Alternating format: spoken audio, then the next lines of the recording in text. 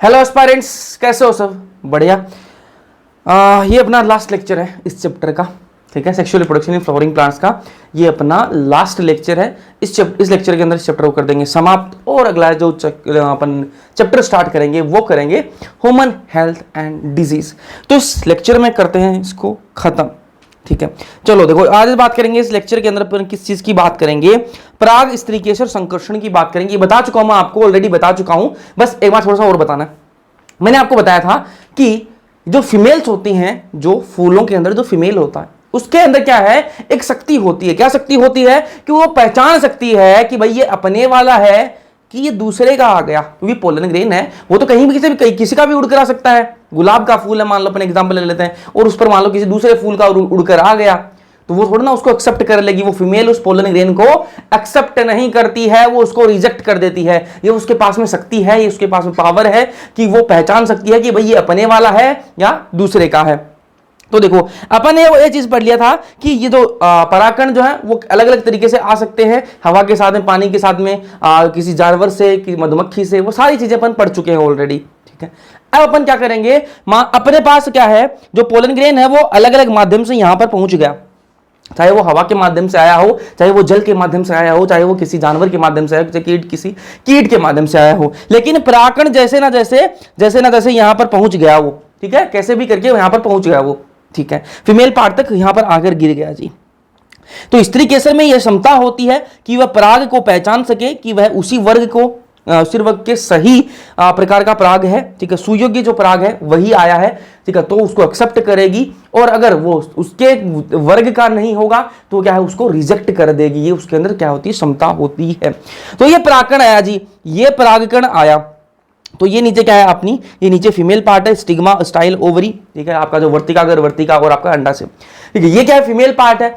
अब फीमेल के पास में क्या शक्ति है जी, फीमेल के पास में शक्ति है, अगर ये परागकण इसका हुआ, परागकण अगर इसका हुआ, इसके मतलब इसका नहीं, मतलब इसके वर्ग का हुआ, जैसे मतलब गुलाब है तो गुलाब का अगर परागकण हुआ तो वो उसको एक्सेप्ट कर लेगा। गुलाब जो है उसको एक्सेप्ट कर लेगा कि भाई तू तो हमारे जाति का ही है, हमारे वर्ग का ही है, तेरे को तो अंदर आने देंगे। अगर ये परागकण जो है वो इसके वर्ग का हुआ तो ये क्या कर देगी, फीमेल जो है वो उसके लिए दरवाजे खोल देगी कि भाई तू अंदर आ सकता है। क्योंकि इस परागकण के अंदर ही क्या है, इस परागकण के अंदर क्या है, मेल गेमीट है, इसके अंदर ही तो मेल के युग्मक है। इस परागकण के अंदर ही क्या है, मेल के युग्मक है। अब मेल के युग्मक जब तक फीमेल के युग्मक से नहीं मिलेंगे तब तक फर्टिलाइजेशन नहीं होगा, तब तक तो अपना सारा जो खेल है वही खत्म नहीं होगा। मेन काम तो फर्टिलाइजेशन करवाना है भाई, मेन काम तो फर्टिलाइजेशन करवाना है। तो फर्टिलाइजेशन के लिए क्या करना पड़ेगा, ये यहां पर क्या है, फीमेल का युग्मक है, या नीचे क्या है, फीमेल का युग्मक है, और यहां पर क्या है, मेल का युग्मक है। दोनों को यहां तक पहुंचाना है जी, आपस में मिलाना है। कैसे मिलाएंगे, कुछ ना कुछ तरीका तो देखना पड़ेगा। इतनी डिस्टेंस क्या है, दूरी इनके बीच में बहुत ज्यादा है, फीमेल का युग्मक नीचे है और ये ऊपर है, इनको कैसे मिलाएंगे? तो मिलाने के लिए क्या करते हैं, एक पाइप निकलती है, एक ट्यूब बनाते हैं। कैसे बनाते हैं, ये देखो, ये क्या है भाई, ये चोल क्या है, पूरा परागकण का बना है। ये परागकण अपन ने पढ़ रखा है, कैसे पढ़ते हैं, मैंने पोलन ग्रेन अपन ने पढ़ रखा है। तो परागकण है, तो पोलन ग्रेन है, उसकी जो बाहर की जो परत है, परागकण की जो बाहर की परत है उसको क्या कहते हैं, बाह्य चोल। क्या बोलते हैं, बाह्य चोल, एक्साइन। क्या बोलते हैं, एक्साइन बोलते हैं जी। वो किससे बनी हुई होती है, स्पोरोपोलिनिन से बनी हुई होती है। किससे बनी हुई होती है, स्पोरोपोलिनिन से वो बनी हुई होती है। ये चीजें मैं सारी बता चुका हूं आपको, ऑलरेडी बता चुका हूं ये सारी चीजें मैं आपको। और जो अंदर वाली जो परत है, जो अंदर वाली लेयर है, वो किससे बनी हुई होती है, वो किसके, उसका नाम क्या है, इंटाइन। क्या नाम है, इंटाइन, अंतःचोल। क्या नाम है, अंतःचोल। और जो इंटाइन है वो किससे बनी हुई होती है, सेलुलोज और पैक्टीन से बनी हुई होती है, सेलुलोज और पैक्टीन से बनी हुई होती है। ये बात क्लियर है, ठीक है। परागकण की बात कर रहे हैं अपन। ये मैंने आपको परागकण बताया था, तो उस टाइम मैंने आपको बताया था कि ये जो बाह्य चोल है इसमें एक छिद्र होता है, जिसको क्या बोलते हैं, जनन छिद्र बोलते हैं। क्या बोलते हैं, जनन छिद्र बोलते हैं। ये जो बाह्य चोल है इसके अंदर एक छेद होता है, उसको क्या बोलते हैं, जनन छिद्र बोलते हैं, जर्म पोर उसको कहा जाता है। तो यहां पर ये छेद है, इसको क्या बोलते हैं, जनन छिद्र बोलते हैं, ठीक है। यहां से क्या निकलेगा, ये इंटाइन जो है ना, ये इंटाइन जो है अंदर वाली जो है अंतःचोल जो है, ये एक ट्यूब सी बनाएगी जी, एक लंबी सी ट्यूब बनाएगी, जिसको क्या बोलेंगे, परागकण नली बोलेंगे। क्या बोलेंगे, परागकण नली बोलेंगे। ये परागकण नली बनाता कौन है, इंटाइन बनाती है। कौन बनाती है, इंटाइन बनाती है। और इंटाइन किसकी बनी हुई होती है, सेलुलोज और पेक्टिन की बनी हुई होती है। जब इंटाइन जो अंतःचोल है वो सेलुलोज और पेक्टिन की बनी हुई है तो उसके द्वारा बनाई गई परागकण नली जो है वो भी किससे बनी हुई होगी, सेलुलोज और पेक्टिन से बनी बनी हुई होगी। सिंपल सी बात है यार, नॉर्मल सी बात है कि भाई इंटाइन जो है वो खुद सेलुलोज और पेक्टिन से बनी हुई है, तो वो जिसको बनाएगी, जो परागकण नली बना रही है, वो भी सेलुलोज और पेक्टिन की बनी हुई होगी। तो ये परागकण जो नली है वो भी पेक्टिन और सेलुलोज की बनी हुई होती है। ठीक बात है, यहां तक कोई दिक्कत नहीं है। मैं आपको बता रहा हूं ये परागकण यहां तक आ गया, अब ये मेल गेमीट नीचे कैसे पहुंचाएगा, मेल का जो युग्मक है उसको नीचे कैसे पहुंचाएगा, उसके लिए तरीका बना रहे हैं नीचे पहुंचाने के लिए। यहां ऊपर है वो, तो यहां ऊपर है परागकण, तो ठीक है, इसको अपन को मेल गेमीट को तो यहां नीचे पहुंचाना है, तो उसके लिए तरीका निकाल रहे हैं। तरीका निकाल रहे हैं तो क्या तरीका है, ये बाहर की जो परत है ये तो क्या है, एक्साइन है जी, अंतर बाह्य चोल है, ये क्या है, बाह्य चोल है। इसमें से क्या एक छिद्र, जनन छिद्र बोलते हैं, जिसको जर्मपोर बोलते हैं। अंदर वाली जो इंटाइन है, अंतःचोल, वो क्या बनाती है, वो क्या बनाती है, क्या बनाती है, परागकण नली बनाती है। क्या बनाती है, परागकण नली, एक नलिका बना लेगी। ठीक है, नलिका बना लेगी। वो क्या है, वो किससे बनी होती है, पेक्टिन और सेलुलोज से बनी हुई होती है। इसके फॉर्मेशन को क्या बोलते हैं, सिफोनोगेमी बोलते हैं। क्या बोलते हैं, सिफोनोगेमी कहा जाता है। ठीक है, अब ये परागकण नली बन गई, यहां से क्या निकलेगी, ये परागकण नली बनेगी। ठीक है, और इसमें से होते हुए वो जो मेल के युग्मक है वो नीचे आ जाएंगे। यहां पर डायग्राम दिखाऊं एनसीईआरटी का, ये डायग्राम देखना। ठीक है, यहां पर ये परागकण थे, यहां पर ये परागकण थे। ठीक है, ये परागकण थे यहां पर, और यहां पर क्या बनाई इन्होंने, क्या बनाई, ये पराग नली बनाई, परागकण नली बनाई। ठीक है, ये परागकण नली बनाएंगे और यहां तक क्या ले आएंगे, नीचे जो फीमेल का जो गेमीट है वहां तक ये नलिका आ जाएगी, वहां तक ये नलिका आ जाएगी। अब ये नलिका नीचे ही क्यों आती है, नीचे ही क्यों आती है, क्योंकि यहां पर कुछ केमिकल्स ऐसे रिलीज करती है फीमेल जो है, वो कुछ ऐसे केमिकल रिलीज करती है जिससे क्या है, ये जो परागकण नलिका है वो नीचे की तरफ आकर्षित होती है और वो नीचे की तरफ खींची चली आती है, और ये जो परागकण नलिका बनती है वो नीचे की तरफ फीमेल गेमीट तक आ जाती है। ये नलिका बन गई, तो यहां से क्या होगा, मेल का जो युग्मक है, मेल का युग्मक इन परागकण से, इस नलिका से होते हुए यहां फीमेल की युग्मक तक पहुंच जाएगा। आगे का डायग्राम दिखाऊं, आगे की क्या कंडीशन होगी, ये नर युग्मक है जी, ये मेल की युग्मक है जो इस नलिका से, ये जो दिख रही है ना आपको, ये क्या है, नलिका है, ये क्या है, नलिका है। इसमें ये दो क्या है, मेल की युग्मक है। ये मैंने आपको बता दिया था कि एक पोलन ग्रेन के अंदर कितने होते हैं, दो युग्मक होते हैं मेल के। ठीक है, ये दो नर युग्मक हैं, ये आ गए जी, यहां पर आ गए। ठीक है, ये तंतुरूप उपकरण क्या करता है, ये जो तंतुरूप उपकरण है, फिलीफॉर्म अपरेटस उसको बोलते हैं इंग्लिश में, ये तंतुरूप उपकरण क्या करता है, गाइड करने का काम करता है, इसको रास्ता दिखाता है। जो पोलन ट्यूब है, जो मेल गेमीट आए हैं, इनको रास्ता दिखाएगा कि भाई तुमको इधर इधर जाना है, तुमको इधर उधर को नहीं जाना, ये रास्ता दिखाएगा, उनको गाइडेंस का काम करेगा, गाइड करने का काम करेगा। तो यहां पर ये गाइड कर रहा है इनको कि भाई तुमको इधर आना है। चलो फिर आगे क्या हुआ, देखो ये एक नर युग्मक है जो वो किसके पास में आ गया, इस अंड के पास में आ गया। ठीक है, फीमेल गेमीट के पास में आ गया, और दूसरा नर युग्मक है वो किसके पास में चला गया, ध्रुविक जो केंद्र की है, जो पोलर न्यूक्लियाई है जो बीच में, उनके पास में जा रहा है। एक मेल गेमीट, दो मेल गेमीट, आगे बताऊंगा इनको डिटेल में, टेंशन मत लो। एक मेल गेमीट कहां आ गया, कैसे आया, कैसे है, देखो ऊपर से यहां ट्यूब्स की मदद से आया है, ट्यूब की मदद से आया है। ठीक है, देखो इसको ध्यान से देखना, ये दो नर युग्मक नीचे पहुंच गए, एक नर युग्मक जो है वो किसके पास में चला गया, फीमेल गेमीट के पास में चला जाएगा, और दूसरा जो नर युग्मक है वो किसके पास में चला गया, ध्रुवी केंद्रकी के पास में चला जाएगा, पोलर न्यूक्लियाई है उसके पास में चला जाएगा। तो दोनों नर युग्मक है वो अपनी अपनी जगह उन्होंने देख ली कि हमें किस किसके पास में जाना है। एक किसके पास में, फीमेल गेमीट के पास में चला जाएगा, फीमेल का जो युग्मक है उसके पास में, और दूसरा किसके पास में चला जाएगा, ध्रुवी केंद्रकी के पास में चला जाएगा। यहां तक कोई दिक्कत नहीं होनी चाहिए मेरे हिसाब से तो। ठीक है, अब बात करेंगे अपन किसकी, निषेचन की बात करेंगे, निषेचन की बात करेंगे। निषेचन को मैं आपको बता चुका हूं, ठीक है, बस उसको आपको दिखाना है। आ जाओ, चलो। फर्टिलाइजेशन इंग्लिश में बोलते हैं, हिंदी में निषेचन बोलते हैं। ये देखो भाई, ये क्या है अपना, ये स्ट्रक्चर है, बाकी सब कुछ डिजेनरेट हो चुका है इसके अंदर, बाकी सब कुछ डिजेनरेट हो चुका है। क्या क्या बचा है, एग सेल बची है, क्या बचा है, एग सेल बची है, और क्या बचा है, बीच में ध्रुवी केंद्र की बची है, पोलर न्यूक्लियाई बची है। बीच में क्या है, दो पोलर न्यूक्लियाई है, और एक क्या है, एग सेल है। ठीक है, अब दो के केंद्रक है, यहां पर क्या है, दो केंद्रक है, दो न्यूक्लियस है, तो दोनों को साथ में क्या होंगे, वो डिप्लॉयड होंगे। कैसे होंगे, द्विगुणित होंगे, डिप्लॉयड होंगे, एक एन इसका, एक एन इसका, तो दोनों को मिलाकर क्या होंगे, 2n, मतलब द्विगुणित होंगे। और ये कैसा होगा, एग सेल कैसी होगी, ये कैसी होगी, हैप्लॉयड होगी जी, कैसी होगी, हैप्लॉयड होगी। यहां तक कोई दिक्कत नहीं है, यहां तक कोई दिक्कत नहीं है। अब ये पोलन ट्यूब है, ब्लू कलर में जो दिख रही है आपको, ये क्या है, पोलन ट्यूब है, मतलब परागकण नली है। ये क्या है, परागकण नली आ रही है, ये अंदर तक आ गई। इसके अंदर ये क्या है, दो मेल गेमीट है, दो नर के यहां है युग्मक है। इसके अंदर ये दो देखो आपको दिख रहे होंगे, इसके अंदर आपको ये क्या दिख रहे हैं, नर के युग्मक दिख रहे हैं। ये अंदर जाएंगे, ये अंदर जाएंगे, इनमें से एक नर का जो युग्मक है वो किससे मिल जाएगा, इस एग सेल से मिल जाएगा। एक नर का युग्मक है वो किससे मिल जाएगा, इस एग सेल के अंदर मिल जाएगा, और दूसरा जो नर का युग्मक है वो किससे मिल जाएगा, इन ध्रुवी केंद्रकी से मिल जाएगा, पोलर न्यूक्लियाई जो है इनसे जाकर वो मिल जाएगा।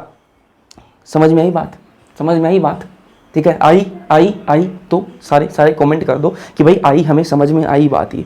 ठीक है, अब ध्यान से देखो, ध्यान से देखो यार, ध्यान से देखो, कुछ भी नहीं है, बहुत आसान है, बहुत आसान चीजें हैं, ध्यान से देखो बस। एग सेल है इसके अंदर भाई, ये क्या है, फीमेल का गेमीट है, और ये क्या है, बीच में क्या है, ध्रुवीय केंद्र की। अगर आपने सिरों की स्टार्टिंग से लेक्चर देख रहे हो तो आपको पता है ध्रुवीय केंद्र की कहां से आए हैं, ये आपको पता है। ठीक है, एक एन इसका, एक एन इसका, तो ये क्या होगा, द्विगुणित हो जाएगा, 2n हो जाएगा जी, द्विगुणित हो जाएगा। अब यहां पर क्या है, दो नर के युग्मक आए हैं, एक नर का युग्मक इससे मिल जाएगा और दूसरा नर का युग्मक इससे मिल जाएगा। अब आगे क्या बनता है, मिलने पर क्या बनता है उसकी बात कर लेते हैं। तो दो क्या है, मेल के गेमीट है, दो क्या है, नर के युग्मक है, दो नर के युग्मक है। मैंने आपको पहले ही बता चुका हूं, पहले वाले लेक्चर्स के अंदर भी बता चुका हूं, अब भी मैंने बार बार बता दिया कि नर के युग्मक कितने होते हैं, दो होते हैं जी। ठीक बात है। अब एक जो मेल गेमीट है ना, एक जो नर का युग्मक है, वो किससे मिल जाएगा, मैंने अभी बताया आपको, इस पोलर न्यूक्लियाई से मिल जाएगा, ध्रुवीय केंद्र के जो है इससे मिल जाएगा। ठीक है, एक मेल का जो युग्मक है, एक मेल का जो युग्मक है वो किससे मिल जाएगा, ये जो ध्रुवीय केंद्रक है इससे मिल जाएगा। अभी मैंने आपको बताया, ये बात मैंने आपको बताई है। तो एक मेल का गेमीट है वो किससे मिल जाएगा, इस पोलर न्यूक्लियाई ध्रुवीय केंद्रक से मिल जाएगा। और मैंने अभी आपको ये बात बताई कि ये कैसा होता है, 2n होता है, क्योंकि एक एन इसका, एक एन इसका, तो कैसा होता है 2n होता है जी। तो ये कैसे है, 2n है। और मेल गेमीट कैसा है जी, वो कैसा है, हैप्लॉइड है। वो कैसा है, हैप्लॉइड है। ये कैसा है, डिप्लॉइड है। ठीक है, एक एन इसका और दो एन इसके, तो दोनों साथ में मिलेंगे तो कितने एन हो गए, 3n हो गए जी। कितने एन हो गए, 3n हो गए। बात क्लियर है। ट्रिप्लोइड स्ट्रक्चर बन गई। कैसी बन गई, एक क्वेश्चन पूछ लेता है, ट्रिप्लोइड बन गई, त्रिगुणित बन गया। ये कैसा बन गया, त्रिगुणित बन गया, 3n। ठीक है, अब देखो ये एक मेल गेमीट किससे मिला, इस ध्रुवीय केंद्रक से मिला, और क्या बना, बना क्या, पीईसी बनता है। क्या बनता है, पीईसी। ये पीईसी क्या बवाल है जी, प्राइमरी एंडोस्पर्म सेल बनती है। क्या बनती है, प्राइमरी एंडोस्पर्म सेल। बात क्लियर है, प्राइमरी एंडोस्पर्म सेल, प्राथमिक भ्रूणपोष कोशिका। ठीक है, अब इस प्राथमिक जो भ्रूणपोष कोशिका है, इसके अंदर जो न्यूक्लियस होता है, जो केंद्रक होता है, उसको क्या बोल देंगे, पेन बोल देंगे। क्या बोल देंगे, पीईएन, पेन बोल देंगे। पीईएन की फुल फॉर्म क्या है, primary endosperm nucleus, primary endosperm nucleus.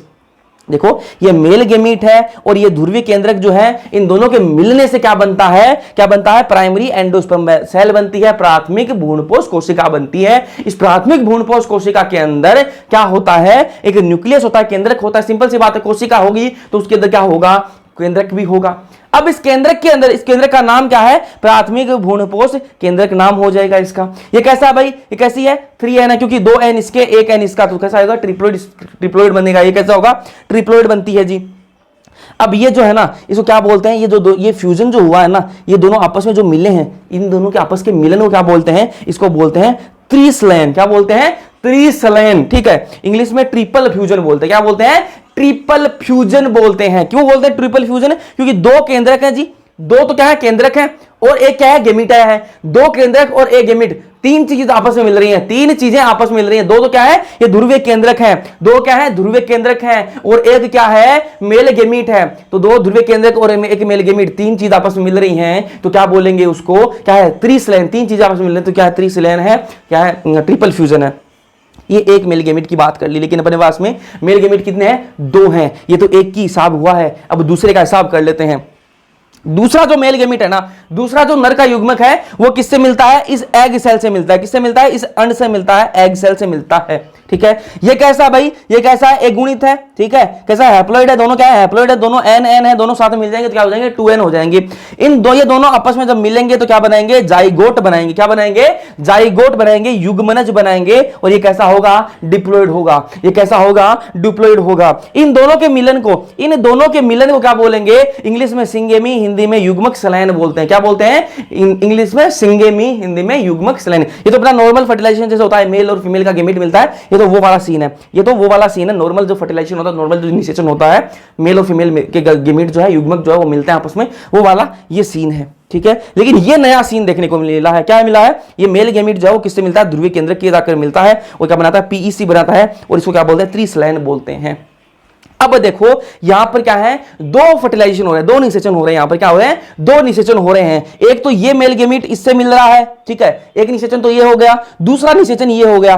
दूसरा निषेचन ये हो गया। तो दो मेल गेमीट है, दो निषेचन करते हैं, ठीक है, इसलिए क्या बोल दिया इसको, डबल फर्टिलाइजेशन बोलते हैं, दोहरा निषेचन बोलते हैं।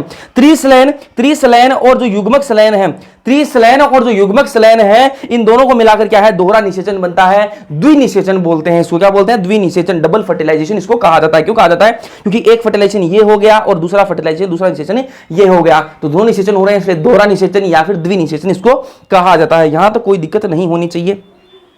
फर्टिलाइजेशन हो चुका है, निषेचन हो चुका है, अब निषेचन होने के बाद में क्या क्या घटनाएं बनती हैं उनकी बात कर लेते हैं। क्या क्या घटनाएं होती हैं उनकी बात कर लेते हैं। तो इनको भाई बहुत ध्यान से देखना, यहां से क्वेश्चन आया हुआ है, तो ये नॉर्मल चीजें हैं, याद रख लोगे तो आपका डायरेक्ट क्वेश्चन आया हो, 2-3 बार क्वेश्चन आया हुआ है, तो ध्यान रखना। पोस्ट फर्टिलाइजेशन चेंजेस क्या आते हैं, फर्टिलाइजेशन होने के बाद में, निषेचन होने के बाद में क्या क्या चेंजेस आते हैं। निषेचन पश्च संरचनाएं और घटनाओं की बात करेंगे। निषेचन होने के बाद में कौन कौन सी घटनाएं घटेंगी। निषेचन हो गया, निषेचन हो गया, अब निषेचन होने के बाद में क्या क्या घटनाएं होंगी उनकी बात कर लेंगे। जो जाइगोट बना है, जो युग्मनज बना है, वो किसमें विकसित होगा।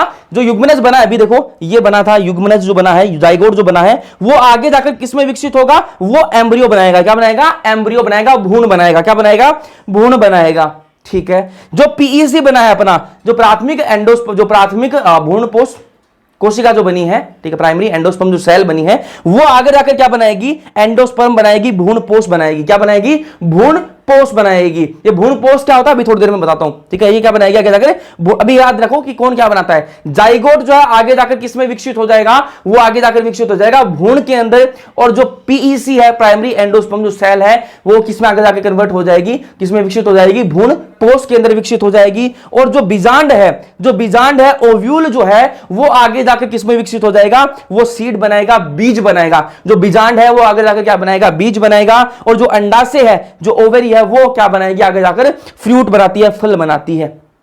तो ये चार चीजें हैं, ये चार चीजें याद रख लेना, ये याद रख लेना। यहां से डायरेक्ट क्वेश्चन आया हुआ है, क्या पूछता है वो कि भाई जाइगोट जो है वो आगे क्या, आगे जाकर क्या किसमें डेवलप होता है, तो भाई भ्रूण के अंदर डेवलप होगा। पीईसी जो है वो किसमें डेवलप होगी, वो डेवलप होगी भ्रूणपोष के अंदर डेवलप होगी। बीजांड जो है वो किसमें डेवलप होगा, वो क्या किसमें विकसित होगा, वो क्या बनाएगा, बीज बनाएगा। और जो अंडाशय है वो आगे जाकर क्या बनाएगा, फल बनाएगा। ये तो आपको बातें याद होनी चाहिए। चलो अब बात कर लेते हैं, एक एक की बात कर लेते हैं, इनकी, इन सब की बात करेंगे, इन सब की बात करेंगे, भ्रूण की, भ्रूणपोष की, बीज की और फल की। भ्रूण की, भ्रूणपोष की, बीज की और फल की, और उसके बाद में इन चारों की बात करेंगे और चैप्टर हो जाएगा समाप्त। चलो पहले बात कर लेते हैं किसकी, भ्रूणपोष की बात कर लेते हैं। तो भ्रूणपोष क्या बवाल है यार, ये भ्रूणपोष होता क्या है, तो मैं बोल रहा हूं ये खाना है। क्या है, खाना है, ये फूड मटेरियल है, खाना है। किसके लिए खाना है ये खाना बनता है किसके लिए, भ्रूण के लिए। किसके लिए बनता है, भ्रूण के लिए बनता है। भ्रूणपोष कुछ भी नहीं है, पोष का मतलब पोषण। क्या है, पोषण, ठीक है। पोष का मतलब क्या है, खाना, ठीक है। तो भ्रूण पोष मतलब पोष क्या है, खाना है। तो भ्रूण के लिए खाना बनता है, उसको क्या बोलते हैं, भ्रूणपोष बोलते हैं। तो किसका, कहीं का काम क्या है, नरिशमेंट का। इस भ्रूणपोष का काम क्या है, नरिशमेंट का काम है। खाना क्या, खाने से बनो क्या मिलता है, नरिशमेंट मिलता है, नरिशमेंट मिलता है, अपन को एनर्जी मिलती है। तो ये क्या करता है, जो भ्रूणपोष है, ये जो भ्रूण बनेगा उसको क्या देगा, नरिशमेंट देने का काम करेगा। और ये कैसा होता है, 3N होता है, त्रिगुणित होता है। कैसा होता है, 3N स्ट्रक होता है ये, ठीक है।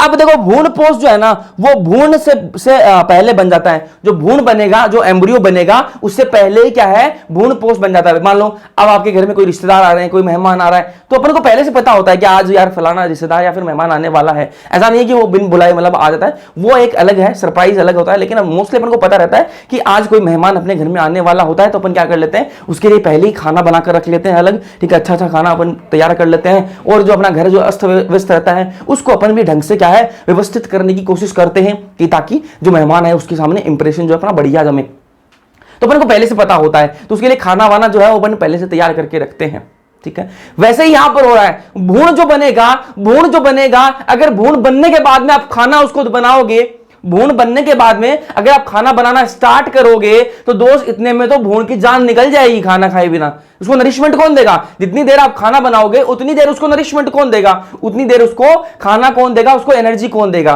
तो क्या है, अपन भ्रूणपोष जो है, खाना जो है, जो भ्रूणपोष है, वो अपन पहले ही बनाकर रख लेते हैं। भ्रूण बनने से पहले अपन भ्रूणपोष बना लेते हैं। समझ में आई, भ्रूण बनने से पहले, जो एम्ब्रियो है वो बनने से पहले ही अपन क्या बना लेते हैं, भ्रूणपोष बना लेते हैं।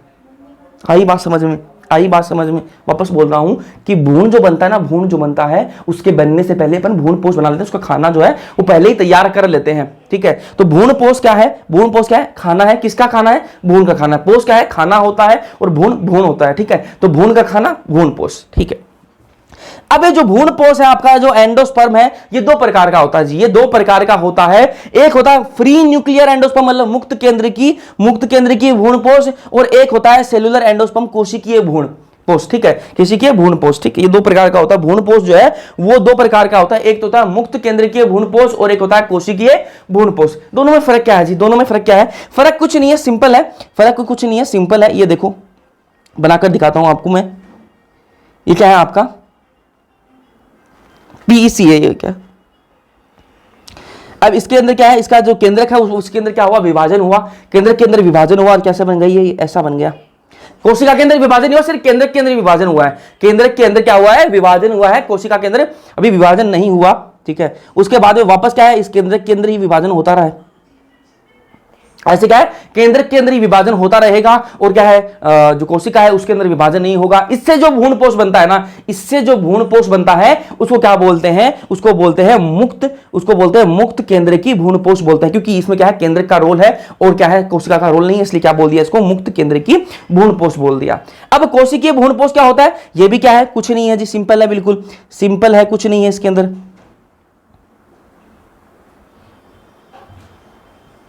भ्रूणपोष बनता किससे? पीईसी से बनेगा। पीईसी से बनेगा। तो दोनों टाइप के जो भ्रूणपोष है वो दोनों क्या है? पीईसी से बनते हैं। ये क्या है? न्यूक्लियस है, इसके अंदर डिवीजन होगा, पूरी कोशिका के अंदर डिवीजन होगा, ठीक है। तो कैसी बनेगी? एक सेल ये बन गई, एक सेल ये बन गई, फिर इसके अंदर डिवीजन होगा, दोनों के अंदर डिवीजन होगा, तो क्या बन गई? ये कोशिका बन गई, ठीक है। ये इससे जो भ्रूणपोष बनेगा ना, इससे जो भ्रूणपोष बनेगा वो क्या है? कोशिकीय भ्रूणपोष होता है। जो केंद्रक से बनेगा वो केंद्रीय मुक्त केंद्रीय भ्रूणपोष होगा, और जो कोशिका से बनेगा वो क्या हो जाएगा? कोशिकीय भ्रूणपोष हो जाएगा। यहां तक कोई दिक्कत नहीं होनी चाहिए। दो प्रकार का भ्रूणपोष होता है, एक मुक्त केंद्रीय भ्रूणपोष और एक होता है कोशिकीय भ्रूणपोष। दोनों में फर्क मैंने आपको बता दिया। अब इनमें दोनों में से कॉमन कौन सा है भाई? मोस्ट कॉमन जो है ना, मोस्ट कॉमन जो होता है वो कौन सा होता है? मुक्त केंद्रीय भ्रूणपोष होता है। मोस्ट इनमें जो कॉमन होता है वो कौन सा होता है? केंद्रीय भ्रूणपोष जो है वो मोस्ट कॉमन होता है। ज्यादातर जो है वो कौन सा देखने के लिए मिलता है? ये बना मुक्त केंद्रीय भ्रूणपोष ही देखने के लिए मिलता है। अब एक आपको एग्जांपल दूं, नारियल पानी सबने पिया होगा कभी ना कभी, ठीक है। नारियल को आप जब देखते हो, ठीक है, नारियल के अंदर क्या होता है? पानी होता है। एक तो नारियल का अंदर क्या होता है? नारियल का पानी होता है, ठीक है। तो नारियल का जो पानी है वो क्या है? भ्रूणपोष ही है। वो क्या है? नारियल के अंदर नारियल का जो पानी है वो क्या है? भ्रूणपोष ही है। वो क्या है? भ्रूणपोष ही है। वही क्या है? भ्रूणपोष है। तो नारियल के अंदर जो पानी भरा हुआ है वो क्या होता है? भ्रूणपोष होता है। नारियल का पानी जो है वो कौन सा भ्रूणपोष है? वो किस प्रकार का भ्रूणपोष है? मुक्त केंद्रीय भ्रूणपोष है। तो नारियल के अंदर जो पानी होता है ना वो भ्रूणपोष होता है, और कौन सा प्रकार का होता है? वो मुक्त केंद्रीय भ्रूणपोष होता है। और नारियल के अंदर जो सफेद सफेद गिरी होती है, जो सफेद सफेद जो गिरी होती है वो क्या होता है? वो कोशिकीय भ्रूणपोष होता है। तो ये क्या है? एग्जांपल दोनों इसके अंदर आ गए। जो नारियल वाला है इसके अंदर ये दोनों प्रकार के आपके आ गए कि भाई जो नारियल के अंदर जो पानी होता है वो कौन से प्रकार का है? मुक्त केंद्रीय भ्रूणपोष होता है नारियल पानी। और नारियल की जो गिरी होती है, जो सफेद सफेद कलर की जो गिरी होती है वो क्या होती है? कोशिकीय भ्रूणपोष होती है। क्या होती है? कोशिकीय भ्रूणपोष होती है। कोई दिक्कत नहीं है, एग्जांपल याद रख लेना, नारियल का पानी। चलो, ये भ्रूणपोष की बात कर ली अपन ने। खाना बन चुका है, अब भ्रूण को ले आते हैं, भ्रूण बना लेते हैं। आ जाओ, ठीक है। अपन चार चीजें पढ़ेंगे, कोई नहीं पढ़ेंगे। भ्रूणपोष पढ़ना था अपन को, पढ़ लिया। अब भ्रूण पढ़ेंगे, फिर बीज की बात करेंगे, फिर फल की बात करेंगे, बस फिर चैप्टर खत्म। चलो भ्रूण की बात कर लेते हैं। भ्रूण में किसकी बात करेंगे? डाइकोट की बात करेंगे। किसकी बात करेंगे? डाइकोट वाले की बात करेंगे। चलो, ये क्या है? जाइगोट जी। क्या है? जाइगोट है। अब इस जाइगोट के अंदर क्या हुआ? डिवीजन हुआ। इस जाइगोट के अंदर क्या हुआ? विभाजन हुआ। तो क्या बनी? एक कोशिका ऊपर बनी, एक कोशिका नीचे बनी। ऊपर वाले को क्या बोलेंगे? सस्पेंसर सेल, और नीचे वाले को क्या बोलेंगे? Embryonal cell. कोई दिक्कत नहीं है यहां तक।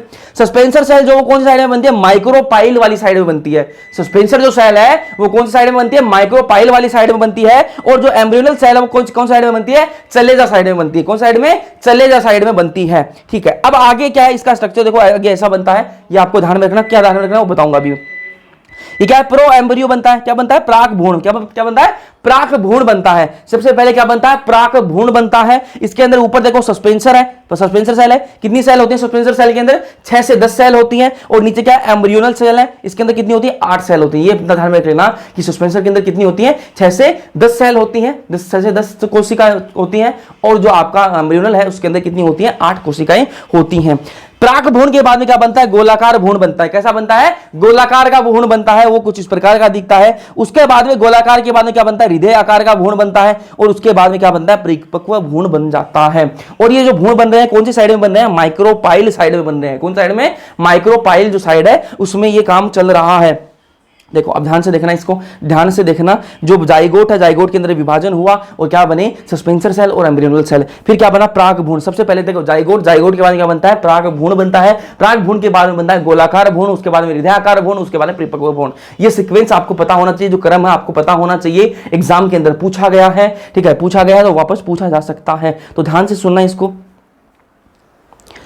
जाइगोट है, जाइगोट सब जानते हो, युग्मनज, ठीक है। युग्मनज के बाद में क्या बनेगा, युग्मनज के बाद में बनेगा प्राक भ्रूण, प्राक भ्रूण के बाद में बनेगा गोलाकार भ्रूण, उसके बाद में हृदयाकार, उसके बाद में क्या बनेगा, परिपक्व भ्रूण बनेगा। सीक्वेंस वापस बोल रहा हूं, युग्मनज, उसके बाद में क्या बनेगा, याद करवाऊंगा नहीं, युग्मनज, उसके बाद में क्या बनेगा, प्राक भ्रूण बनेगा, उसके बाद में क्या बनेगा, गोलाकार, उसके बाद में क्या बनेगा, हृदयाकार, उसके बाद में परिपक्व भ्रूण बनता है। तो ये सीक्वेंस आपको याद होना चाहिए।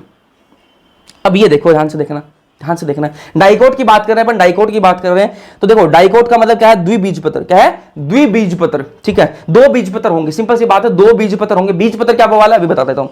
ये देखो, ये बीच में जो है ना, बीच में जो ब्राउन कलर में आपको दिख रही है, क्या है, एम्ब्रियोनल एक्सिस है। क्या है, भ्रूणीय अक्ष है। क्या है, भ्रूणीय अक्ष या फिर एम्ब्रियोनल एक्सिस आप इसको बोल सकते हो। ये बीच में जो ब्राउन कलर में दिख रही है आपको, ये क्या है, भ्रूणीय अक्ष, कोई दिक्कत नहीं है। अब इसके साइड में क्या लगे हुए हैं, 2 बीजपत्र लगे हुए हैं।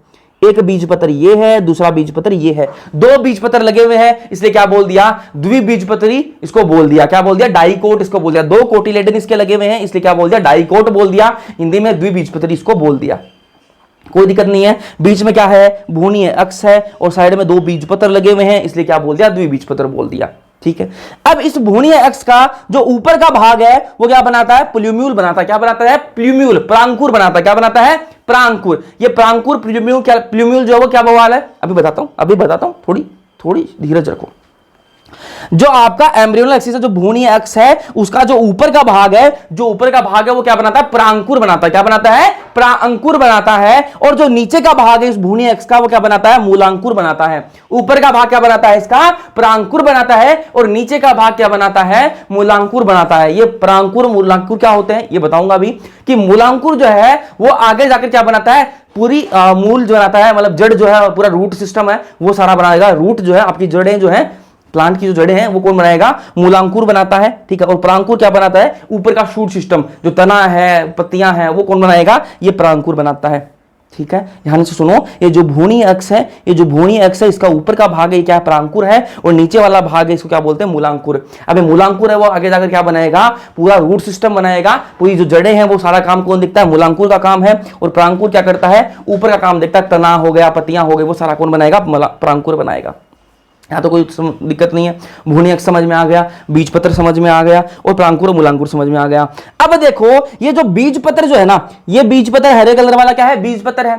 अब ये बीजपत्र जो है इस भ्रूणीय अक्ष से यहां पर मिल रहा है, यहां पर मिल रहा है जी, इस पॉइंट पर मिल रहा है, ठीक है। ये जो बीजपत्र है इस भ्रूणीय अक्ष पर यहां पर मिल रहा है, इस पॉइंट पर क्या है, आपस में ये मिल रहे हैं।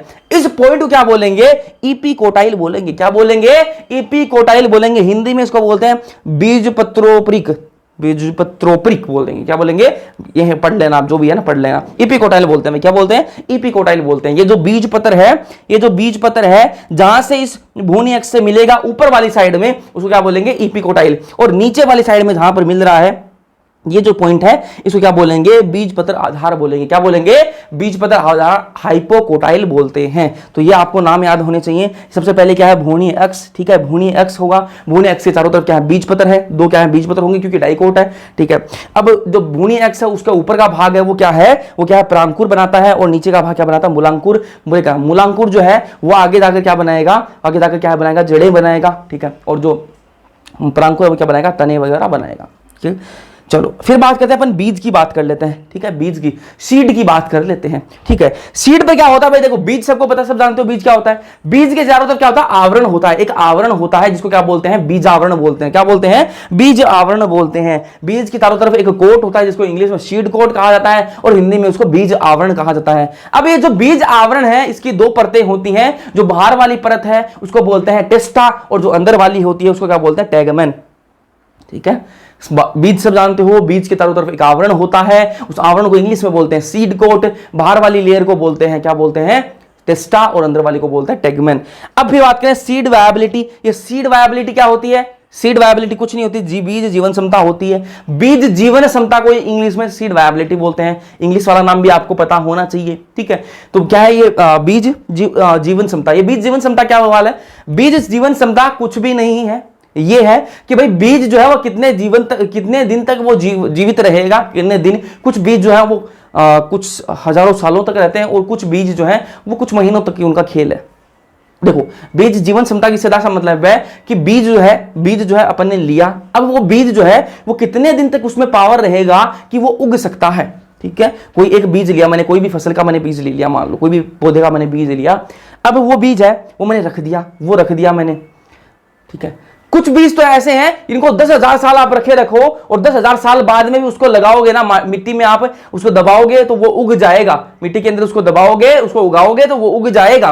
लेकिन कुछ बीज ऐसे हैं जिनको आप महीनों तक ही रखोगे ना, कुछ महीनों तक रखोगे और महीनों बाद आप मिट्टी में दबाना चाहोगे, उसको उगाना चाहोगे ना जी, उसका खेल खत्म हो जाएगा, वो नहीं उग पाएगा। तो यही क्या होती है, जीवन क्षमता। हर बीज की अलग अलग जीवन क्षमता होती है, कुछ की कुछ हजारों साल होती है और कुछ की कुछ महीने होती है, ठीक है। तो जीवन क्षमता क्या है, सीधी सी बात है, उस बीज की वो पावर, ठीक है, वो योग्यता, ठीक है, वो क्षमता जिसमें वो क्या है, उग सकता है, ठीक है। वो कब तक रहेगी उसी को क्या बोलते हैं, जीवन क्षमता बोलते हैं, ठीक है। वो अवधि जिसमें क्या है, बीज के पास वो योग्यता रहेगी कि वो उग सकता है, उसको क्या बोलते हैं, जो बीज जीवन क्षमता बोलते हैं। अब एग्जांपल दे रखे हैं एनसीईआरटी के अंदर, वो देख लेते हैं। एक है लुपाइनस, ठीक है, क्या दे रखा है, लुपाइनस। ये लुपाइनस का एक बीज मिला, कहां मिला, ये आर्कटिक टुंड्रा के अंदर मिला भाई, कहां मिला, आर्कटिक टुंड्रा में मिला। और ये कितना साल पुराना था, 10,000 साल पुराना बीज था, 10,000 साल पुराना बीज था और इसको फिर लगाया गया तो भाई ये उग गया, ये क्या है, उग गया ये बीज। तो मतलब 10,000 साल, ये पता नहीं कैसे चला, 10,000 साल पुराना है, कार्बन डेटिंग से, ठीक है। 10,000 साल पुराना बीज है और उसको उसके बाद में भी 10,000 साल पुराना बीज था, 10,000 साल तो वो दबा रहा और उसके बाद में उसको उगाया तो फिर भी वो उग गया। तो ये क्या है, उसकी जीवन क्षमता 10,000 साल की भी थी, ठीक है। फिर एक है खजूर, खजूर इसको इंग्लिश में बोलते हैं फियोनिक्स, ठीक है, और डेट पाम, ठीक है। ये क्या है, खजूर जो है आपका, ये 2,000 साल, इसकी क्या है जीवन क्षमता कितनी है, 2,000 साल। कहां मिला ये, डेड सी जो मर्द सागर है उसके अंदर ये मिला और इसको लगाया गया, 2,000 साल का था ये, 2,000 साल पुराना ये बीज था, इसको लगाया गया, ये उग गया, ठीक है। तो ये किसकी जीवन क्षमता ये दे रखी है, दो की दे रखी है, लुपाइनस की और एक आपका खजूर जो है, इनकी याद रख लेना, इसकी 10,000 साल है, इसकी 2,000 साल है। अब एक है ओक्जेलिस, ठीक है। ओक्जेलिस का जो बीज है उसकी जीवन क्षमता कितनी होती है जी, जीवन क्षमता कुछ महीनों की होती है, जीवन क्षमता कुछ महीनों बाद में ये खो देता है, ठीक है। चलो ओक्जेलिस का बीज कुछ महीनों के बाद में आप रखोगे तो उसकी जीवन क्षमता जो है वो खराब हो जाएगी, ठीक है। टू मच गर्मी ब्रो, टू मच गर्मी। अब ये देखो ये किसका डायग्राम है, डाइकोट का, और ये क्या है, मोनोकोट। ये क्या है, मोनोकोट। ध्यान क्या रखनी है कि देखो इसमें दो क्या है, बीज पत्र है, इसलिए क्या बोलते हैं, द्विबीजपत्र है, ठीक है। और इसके अंदर क्या है, ये एक ही क्या है, बीज पत्र है, इसलिए क्या हो गया, ये मोनोकोट हो गया, एक ही कोटिलेडन है, ठीक, इसलिए क्या बोल दिया, इसको मोनोकोट बोल दिया, एक बीज पत्र इसको बोल दिया, ठीक है। ये ध्यान में रखना कि इसका एक जो बीज पत्र उसका क्या नाम होता है, स्केटेलम बोलते हैं, क्या बोलते हैं, स्केटेलम बोलते हैं। जो आपका मूलांकुर है, रेडिकल को इंग्लिश में क्या बोलते हैं, मूलांकुर बोलते हैं। इसको कवर करके रोकता है कौन, कोलेराइजा। कौन रखता है, कोलेराइजा, नाम याद रखना। ये मूलांकुर को कवर करके कौन रखता है, कोलेराइजा कवर करके रखता है। और शूट अपेक्स को, जो आपका प्रांकुर है उसको कवर करके कौन रखता है, कोलियोप्टाइल। प्रांकुर है उसको कौन कर, देखो प्रांकुर अभी मैंने आपको दिखाया था यार, है ना, ये प्रांकुर है, इसको मोनोकोट के अंदर कवर करके कौन रखता है, आपका कोलियोप्टाइल। और जो रेडिकल है, जो मूलांकुर है, इसको कवर करके कौन रखता है, कोलियोराइजा। ये दो नाम याद रख लेना। चलो अब बीज जो है ना, बीज के अंदर क्या होता है, भ्रूणपोष होता है। अभी मैंने आपको बताया, भ्रूणपोष समझा दिया मैंने। बीज के अंदर क्या होता है, भ्रूणपोष भरा हुआ होता है। तो कुछ भ्रूण ऐसे होते हैं, बीज के अंदर ही भ्रूण बनता है, तो कुछ भ्रूण तो ऐसे होते हैं जो क्या करते हैं, खाऊनीत के होते हैं, तो क्या करते हैं, खा जाते हैं। जो पूरा जो भ्रूणपोष है पूरा खाना खा जाएंगे। वो क्या है, उनको फूडी होते हैं बिल्कुल, तो क्या करते हैं, पूरा खाना चट कर जाएंगे, पूरा खाना खा जाएंगे, ठीक है। तो जो बीज है उसके अंदर भ्रूणपोष बिल्कुल नहीं बचेगा। भ्रूण जो है उसने ही पूरा खाना खा लिया तो भ्रूणपोष बिल्कुल बचेगा नहीं, तो बचेगा नहीं तो क्या है वो बीज कैसा हो जाएगा, भ्रूणपोष रहित हो जाएगा, भ्रूणपोष रहित हो जाएगा। उसको क्या बोलेंगे, एक्स एल्बुमिनस बोलेंगे। क्या बोलेंगे, एक्स एल्बुमिनस या फिर नॉन एंडोस्पर्मिक सीड बोलेंगे। क्या बोलेंगे, नॉन एंडोस्पर्मिक सीड, क्योंकि उसके अंदर कोई भ्रूणपोष नहीं है भाई, भ्रूणपोष रहित है वो। कैसा है, भ्रूणपोष रहित है, उसको एक्स एल्बुमिनस या फिर नॉन एंडोस्पर्मिक सीड उसको बोल दिया। लेकिन कुछ बीज ऐसे हैं जिनके अंदर क्या है, उनका जो भ्रूण है वो उस भ्रूणपोष को पूरी तरह नहीं खाता। जो भ्रूणपोष है उसको पूरी तरह नहीं खाता, उसका पेट थोड़े से खाने में भर जाता है, वो पूरी तरह उस भ्रूणपोष को नहीं खा पाएगा। तो उस बीज के अंदर वो भ्रूणपोष की मात्रा जो है वो बची रहेगी। तो ऐसे बीज को क्या बोलते हैं अपन, एंडोस्पर्मिक सीड या फिर एल्बुमिनस सीड कहा जाता है। ठीक है। तो एंडोस्पर्मिक सीड कौन से होते हैं, endosperm not fully consumed by embryo, जो भ्रूण है उसके द्वारा पूरी तरह नहीं खाया गया है। और यहां पर क्या है, एंडोस्पर्म को भ्रूणपोष को पूरी तरह खा लिया गया है, पूरा तरह चट कर दिया गया है। ऐसे बीजों के अंदर क्या है, कोई भी भ्रूणपोष नहीं देखा गया है और इनके अंदर देखा गया है। एग्जाम्पल की बात करें तो ऐसे कौन से बीज हैं भाई जिनके अंदर भ्रूणपोष है वो रहता है, भ्रूणपोष जो है वो बना रहता है। तो इसके एग्जाम्पल है मोनोकोट जितने भी मोनोकोट है सबके अंदर क्या है, भ्रूणपोष आपको देखने के लिए मिलेगा। और जितने भी डाइकोट है सबके अंदर आपको भ्रूणपोष नहीं देखने के लिए मिलेगा। कुछ एक्सेप्शन है, उनकी बात कर लेते हैं। तो सारे मोनोकोट के बीज है सबके अंदर आपको भ्रूणपोष देखने के लिए मिलेगा। लेकिन एक अपवाद है, कौन है, ऑर्किड के जो बीज है वो है तो मोनोकोट, लेकिन उनके अंदर भ्रूणपोष जो है वो देखने के लिए नहीं मिलता। उसका जो भ्रूण है वो पूरा भ्रूणपोष खा जाता है। ऐसे ही डाइकोट जो है ना, डाइकोट है, सारे डाइकोट के जो बीज है सबके अंदर आपको भ्रूणपोष जो है वो देखने के लिए नहीं मिलेगा। लेकिन ये कैस्टर हो गया, कॉफी हो गया, सनफ्लावर हो गया, सूरजमुखी हो गया, इनके अंदर आपके जो भ्रूणपोष है वो देखने के लिए मिलता है। बाकी कोई भी डाइकोट है उनके अंदर नहीं मिलता। लेकिन जो आपके तीन जो है, कॉफी, कैस्टर और आपका सनफ्लावर, इनके अंदर देखने के लिए भ्रूणपोष मिलता है। चलो एक टर्म आती है फिर पेरिस्पर्मिक सीड। क्या आती है, पेरिस्पर्मिक सीड। ये पेरिस्पर्मिक सीड क्या बवाल है, कुछ नहीं है भाई, इधर समझाऊंगा, मैं समझाऊंगा, इधर आओ। पेरिस्पर्म किसको बोलते हैं, प्री भ्रूणपोष। भ्रूणपोष अलग है, प्री भ्रूणपोष अलग है, कंफ्यूज मत होना यार इनमें। भ्रूणपोष क्या होता है, एंडोस्पर्म, ठीक है, भ्रूणपोष अलग होता है और प्री भ्रूणपोष अलग होता है, दोनों में फर्क होता है। ये प्री भ्रूणपोष किससे बनता है, जो बीजांडकाय के जो शेष रह जाता है ना, जो बीजांडकाय, जो न्यूसेलस मैंने आपको बताया था कि जो ओव्यूल है उसके बाहर क्या है, न्यूसेलस है, मैंने आपको बताया था, बीजांडकाय, ठीक है। न्यूसेलस क्या बोलते हैं, बीजांडकाय। तो बीजांडकाय जो शेष रह जाता है ना, जो बीज के अंदर जो बीजांडकाय जो है वो बचा हुआ रह जाता है, उसको क्या बोलते हैं अपन, पेरिस्पर्म बोलते हैं, प्री भ्रूणपोष बोलते हैं। भ्रूणपोष अलग चीज है, प्री भ्रूणपोष अलग चीज है, ठीक है। तो बीजांडकाय का अगर शेष रह जाता है तो उसको क्या बोलते हैं, प्री भ्रूणपोष बोलते हैं, ठीक है। अभी प्री भ्रूणपोष के एग्जांपल कौन से ऐसे बीज है जिनके अंदर प्री भ्रूणपोष की मात्रा जो है वो रह जाती है, तो उसके एग्जांपल है काली मिर्च के अंदर और चुकंदर के अंदर, ठीक है। काली मिर्च और चुकंदर के अंदर क्या रहते हैं, प्री भ्रूणपोष जो है वो बना रहता है, इसलिए क्या बोलते हैं इनको, पेरिस्पर्मिक सीड इनको कहा जाता है, ठीक है। चलो फिर बात करते हैं अपन फल की बात कर लेते हैं। चैप्टर खत्म होने वाला है, चैप्टर जो है वो खत्म होने वाला है। अपन किसकी बात कर लेते हैं, फल की बात कर लेते हैं। फल जो है वो किससे बनता है, अभी थोड़ी देर पहले बताया कि अंडाशय से क्या बनता है, फल बनता है। अंडाशय से क्या बनता है, फल बनता है। तो निषेचित जो अंडाशय होगा, फर्टिलाइज जो ओवरी होगी ना, निषेचित जो अंडाशय होगा उससे क्या बनेगा, फल बनता है, ठीक है। निषेचित जो अंडाशय है उससे क्या बनता है, फल बनता है, ठीक है। और फल भित्ति को क्या बोलते हैं, पेरिकार्प बोलते हैं। देखो फल किससे बनता है, निषेचित जो अंडाशय है ना, निषेचित जो अंडाशय है उससे क्या बनता है, अंडाशय से फल बनता है, इतना पता लग गया आपको। तो निषेचित जो अंडाशय है उससे क्या बनता है, फल बनता है, उसको क्या बोलते हैं, मतलब फल बोलते हैं, ठीक है। निषेचित अंडाशय से फल बनता है, ठीक है। फल भित्ति को क्या बोलते हैं, पेरिकार्प बोलते हैं। अब देखो फल के प्रकार है भाई, फल अलग प्रकार के फल होते हैं। 3 प्रकार के फल हैं जी। फल के कितने प्रकार हैं, 3 प्रकार हैं। एक है ट्रू फ्रूट, क्या है, ट्रू फ्रूट, हिंदी में बोलते हैं वास्तविक फल। क्या है, वास्तविक फल। वास्तविक फल किसको माना जाएगा, वो फल जो किससे विकसित हुआ है, सिर्फ अंडाशय से बना हुआ होता है। वो फल जो सिर्फ अंडाशय से बना हुआ है, सिर्फ ओवरी से बना हुआ है, सिर्फ अंडाशय से जो फल बना हुआ है उसको क्या बोलेंगे अपन, वास्तविक फल बोलेंगे। वास्तविक फल कौन सा होता है, जो सिर्फ अंडाशय से बना हुआ होता है उसको क्या बोलते हैं, वास्तविक फल बोलते हैं। और दूसरा होता है, दूसरा प्रकार क्या है, फॉल्स फ्रूट। क्या है, फॉल्स फ्रूट, इसको हिंदी में बोलते हैं आभासी फल या फिर मिथ्या फल। क्या बोलते हैं, आभासी फल या फिर मिथ्या फल। ये क्या है जी, ये क्या है, ये सिर्फ अंडाशय से बना हुआ तो वो तो क्या वास्तविक फल हो गया। लेकिन अगर अंडाशय और फूल का कोई दूसरा भाग अंडा से और फूल का कोई दूसरा भाग मिलकर, दो चीजें मिलकर, अंडा से तो है ही है, उसके साथ में फूल का कोई दूसरा भाग भी अगर उसके साथ में मिल जाए और वो साथ में मिलकर अगर कोई फल बना रहे हैं, कोई फल बना रहे हैं, तो कैसा होगा? आभासी फल होगा, मिठा फल होगा। अंडा से तो है ही है, उसके साथ में फूल का कोई दूसरा भाग भी साथ में उसके मिल जाएगी, भाई मैं भी तेरा साथ दूंगा फल बनाने में, तो वो कैसा फल बनेगा? वो मिठा फल बनेगा, आभासी फल बनेगा, फॉल्स फ्रूट बनेगा। इसके एग्जाम्पल क्या है? एप्पल, ठीक है, सेब, स्ट्रॉबेरी को हिंदी में क्या बोलते हैं? रस भरी। क्या बोलते हैं? रस भरी बोलते हैं। चलो, फिर तीसरा प्रकार क्या है? तीसरा प्रकार है पार्थेनोकार्पिक फ्रूट, हिंदी में बोलते हैं अनिषेक जनित फल। क्या है? अनिषेक जनित फल। ये अनिषेक जनित फल क्या होता है जी? कुछ नहीं, सिंपल है, बहुत सिंपल है। बिना निषेचन के फल विकसित हो जाता है, ठीक है। इसके अंदर क्या है? निषेचन ही नहीं होता, बिना निषेचन के ही फल क्या हो जाएगा? विकसित हो जाएगा। निषेचन होगा ही नहीं, बाकी जितने फल बनते हैं उन सब में निषेचन होगा, उन सब में क्या है? निषेचन होता है। लेकिन अनिषेक जनित जो फल होते हैं उनके अंदर निषेचन के बिना फल जो विकसित होता है उसको क्या बोलते हैं? अनिषेक जनित फल बोलते हैं। निषेचन के बिना जो फल विकसित होते हैं, वापस बोल रहा हूं, निषेचन के बिना जो फल विकसित होते हैं उनको क्या बोलते हैं? अनिषेक जनित फल बोलते हैं, ठीक है। अब इसका एग्जाम्पल क्या है? बनाना, केला जो है उसका एग्जाम्पल है, किसका? अनिषेक जनित फल का एग्जाम्पल है। चलो, फिर बात करेंगे किसकी? असंग जनन की बात करते हैं। असंग जनन इंग्लिश में बोलते हैं इसको एपोमिक्सिस। क्या बोलते हैं?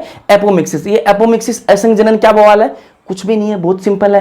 देखो, बिना निषेचन के बीज बनता है, इसके अंदर जो बिना निषेचन के बीज बनता है उसको क्या बोलते हैं? असंग जनन बोलते हैं। देखो, बिना निषेचन के फल बन रहा था, यह कंफ्यूज मत होना, बिना निषेचन के फल विकसित हो रहा था उसको अनिषेक जनित फल बोलते हैं। बिना निषेचन के जो फल विकसित हो रहा था उसको अनिषेक जनित फल बोलते हैं, और बिना निषेचन के बीज बनता है, दोनों अलग अलग चीज हो गई ना। बिना निषेचन के अगर फल बन रहा हो उसको अनिषेक जनित फल बोलते हैं, और बिना निषेचन के अगर बीज बन रहा हो तो उसको क्या बोलते हैं? असंग जनन बोलते हैं, एपोमिक्सिस कहा जाता है, ठीक है। अब अपन को पता है एक बात कि अगर लैंगिक प्रजनन है तो उसके अंदर तो क्या होगा? लैंगिक प्रजनन के अंदर क्या होगा? निषेचन पक्का होगा, ठीक है। अगर लैंगिक प्रजनन है तो उसके अंदर तो निषेचन पक्का होगा, लेकिन यहां पर निषेचन नहीं हो रहा, तो कैसा ये कैसा प्रजनन है? अलैंगिक प्रजनन होता है। अगर लैंगिक प्रजनन होता तो लैंगिक प्रजनन के अंदर तो अपन को पता है कि उसके अंदर तो निषेचन पक्का होता है, लेकिन यहां पर निषेचन नहीं हो रहा, मतलब सीधी सी बात है, ये कैसा होगा? अलैंगिक प्रजनन होता है। ये कैसा होता है? अलैंगिक प्रजनन होता है। ये होता तो अलैंगिक प्रजनन है, लेकिन ये लैंगिक प्रजनन को क्या करता है? नकल करता है। ये होता तो क्या है?